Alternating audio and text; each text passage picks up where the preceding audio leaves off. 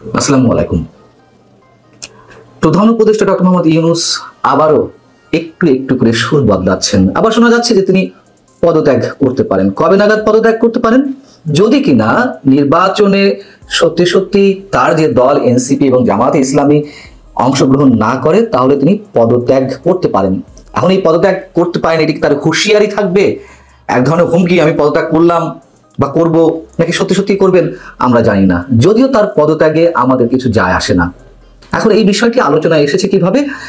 AB পার্টির সাধারণ সম্পাদক ব্যারিস্টার আসাদুজ্জামান ফুয়াদ একটি টেলিভিশন টক শোতে মন্তব্য করেছেন যে এনসিপি এবং জামাত ইসলামী যদি নির্বাচন না যায় তাহলে তিনি পদত্যাগ করতে পারেন বা হুমকি দিতে পারেন। তার এই ধরনের হুমকি বা নাটক এর আগে আমরা দেখেছি। যেহেতু এনসিপি এবং জামাত ইসলামী একই সুরে তারা বলে আসছে, ঘোষণাপত্র তাদের মনোভূত হয়নি, বা বিচার এবং সংস্কার যদি দৃশ্যমান না হয় এবং মৌলিক সমস্যাগুলো যদি না হয়, তাহলে তারা নির্বাচনে যাবে না। এবং ফেব্রুয়ারিতে তারা প্রধান উপদেষ্টা যে একটি সম্ভাব্য সময়সীমা ঘোষণা করেছেন, সেটিও তারা অ্যাকসেপ্ট করছে না। তো এইসব জায়গা থেকে হতে পারে আমরা ডক্টর মোহাম্মদ ইউনূসের নাটক দেখে দেখে অভ্যস্ত, এবং তিনি যে সুর চেঞ্জ করেছেন নির্বাচন নিয়ে, সেটিও একটু বলি আপনাদেরকে। সিঙ্গাপুর ভিত্তিক টেলিভিশন সিএনএ, এই সিএনএ কে তিনি একটি সাক্ষাৎকার দিয়েছেন, এবং সেই সাক্ষাৎকারে কি বলেছেন তাও নিশ্চয় আপনারা লক্ষ্য করেছেন। তিনি বলেছেন যে যদি শুধু নির্বাচন দিয়ে শুরু করি তাহলে সংস্কার এবং বিচার আর করা যাবে না, নির্বাচিতদের হাতে সব ক্ষমতা চলে যাবে এবং আমরা আবার সেই পুরনো সমস্যায় ফিরে যাব। 5 আগস্ট গণ অভ্যুত্থানের বর্ষপূর্তির দিনে তিনি যে জাতির উদ্দেশ্যে ভাষণ দিলেন, সেখানে তিনি কি বলেছিলেন?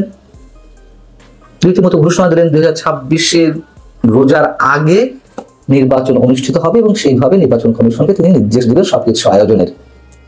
এবং ওই সময় আমি মন্তব্য করেছিলাম, 13ই জুন লন্ডন বৈঠকে তারেক রহমানের সঙ্গে ডক্টর মোহাম্মদ ইউনূসের যে বৈঠক হলো, তারপরে যে যৌথ সংবাদ সম্মেলন বিএনপি এবং সরকারের পক্ষ থেকে, সেখানে সরকারের জাতীয় নিরাপত্তা উপদেষ্টা ডক্টর খলিলুর রহমান বলেছেন, মৌলিক সংস্কার করার পরে এবং বিচার দৃশ্যমান হওয়ার পরে, মানে এগুলো যদি হয় তাহলে ফেব্রুয়ারিতে নির্বাচন।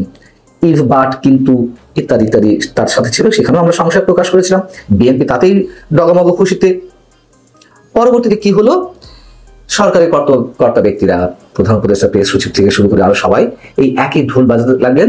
আর বিএনপির পক্ষ থেকে একেবারে নির্দিষ্ট করে বলা হলো, হ্যাঁ প্রধান উপদেষ্টা বলেছেন যে ফেব্রুয়ারিতে নির্বাচন হবে। আসলে তা বলেননি, যেটা সত্য কথা, কিন্তু বিএনপি তাতেই খুশি। আচ্ছা, খুশি হওয়ার পরে বিএনপি সরকারের একচেটিয়া সমর্থন দিয়ে যাচ্ছিল, এবং 5 আগস্টে তিনি এ ধরনের কোনো শব্দ উচ্চারণ করলেন না। জাস্ট 10 দিনের মাথায় এসে 15ই আগস্ট আমরা যেটা জানতে পারলাম যে তিনি সিএনএ কে বক্তব্য দিয়েছেন।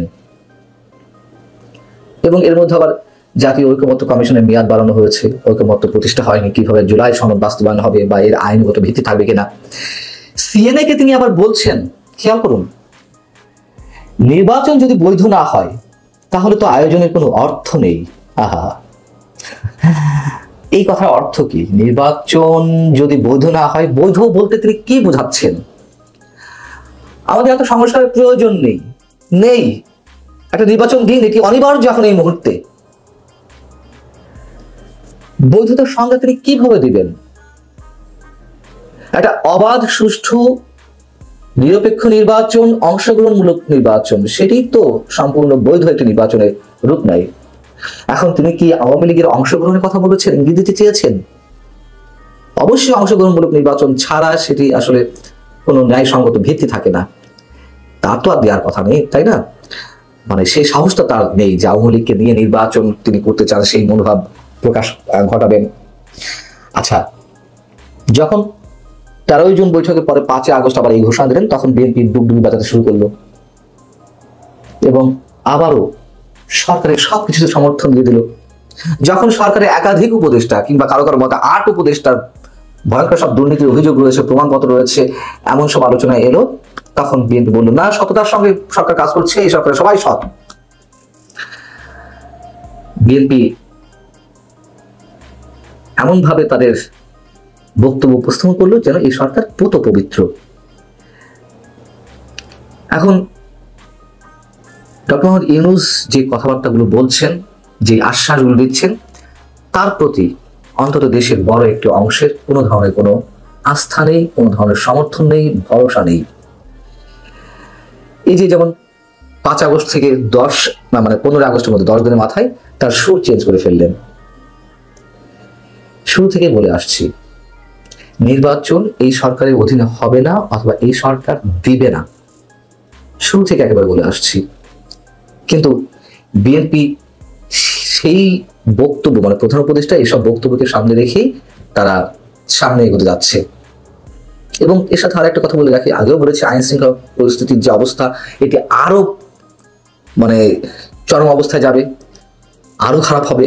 তখন সরকার বলবে যে দেশের এই পরিস্থিতিতে আসলে নির্বাচন তো দেওয়ার পরিবেশ নেই। নির্বাচন কমিশন তো অবশ্যই ডিসেম্বরে গিয়ে নির্বাচনের শিডিউল ঘোষণা করবে, তফসিল ঘোষণা করবে, তার আগে তো নয়। এবং আমি বলে রেখেছি যে এই কয় মাস যাতে নিশ্চিন্তে থাকতে পারে, রাজনৈতিক দলগুলোকে ঠান্ডা রাখতেই এ ধরনের একটি ঘোষণা দেওয়া হয়েছে। তার প্রমাণ কি মিলছে? ধরুন ডিসেম্বরে গিয়ে আমাদের কথাগুলো সত্য হলো, নির্বাচন কমিশনের পক্ষ থেকে বলা হলো বা সরকার বললো যে না, এই পরিস্থিতিতে নির্বাচন দেওয়া যাচ্ছে না। যদি কিনা আইন শৃঙ্খলা পরিস্থিতির অবস্থা আরো অবনতি ঘটবে তো বটেই, যা কিছু চলছে তাতে আইন শৃঙ্খলা পরিস্থিতির অবনতি ঘটা ছাড়া অন্য কিছু কল্পনা করা যাচ্ছে না। তখন বিএনপি কি করবে? আন্দোলন সংগ্রাম করবে, আবার আলোচনা হবে, আবার এক টেবিলে বসতে হবে। তাতে আবার কয় মাস যাবে?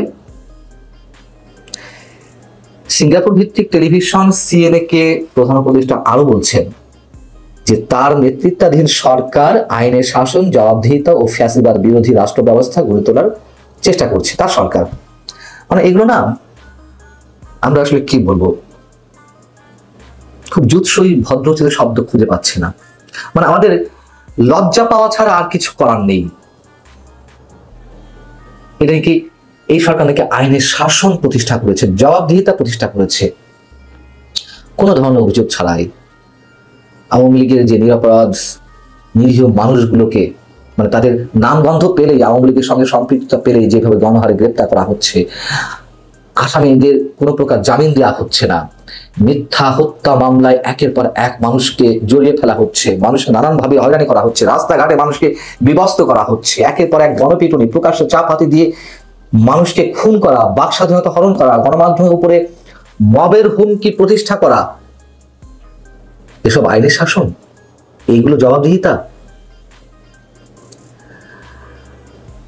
এই সরকার কালা বোবা, এই কথা তো প্রতিষ্ঠিত হয়েছে, কারোর কথা শোনেও না, কিছু বলেও না। সরকারের উপদেষ্টাদের বিরুদ্ধে যে শত শত কোটি টাকার দুর্নীতির অভিযোগ, এই একটা বছর এর মধ্যেই যেসব অভিযোগ উঠতে শুরু করেছে, তার প্রমাণও কোনো কোনো ক্ষেত্রে পাওয়া যাচ্ছে। শুধু তদন্ত হচ্ছে না, সরকারি পর্যায়ে থেকে কিছু বলা হচ্ছে না, কিন্তু মানুষের কাছে তো নানান ধরনের প্রমাণ রয়েছে স্পষ্টত। তদন্তটা কে করবে? মানুষ তা তদন্ত করবে না। তদন্ত করলেই বোঝা যেত, তাও নিরপেক্ষতার সঙ্গে। দুদক তদন্ত করবে, আর সেই তদন্তের উপরে আমাদের আস্থা রাখতে হবে। যাই হোক, এবং এই সরকারের সবচেয়ে বড় যে গুণ, তা হচ্ছে সরকারের সংশ্লিষ্ট কর্তা ব্যক্তিদের অনেকেই কথায় কথায় যে পরিমাণ মিথ্যা বলেন, এই হচ্ছে ডক্টর মোহাম্মদ ইউনূসের ফ্যাসিবাদ বিরোধী রাষ্ট্র ব্যবস্থা। তিনি আবার খুব জোরালো গলায় দাবি করেন আরো অনেক কিছু বেরোবে। সুর চেঞ্জ করা শুরু করেছেন, বদল করা শুরু করেছেন, এবং সরাসরি স্পষ্টত অনেক কিছু তাদের মুখ থেকে শুনতে পাবো, দেখতেও পাবো নিশ্চয়ই। এবং এগুলো নিশ্চয়ই কোনো কিছুই আমাদের আশাব্যঞ্জক কিছু নয়, সবই আশঙ্কা যুক্ত। ভালো থাকুন সবাই, আল্লাহ হাফেজ।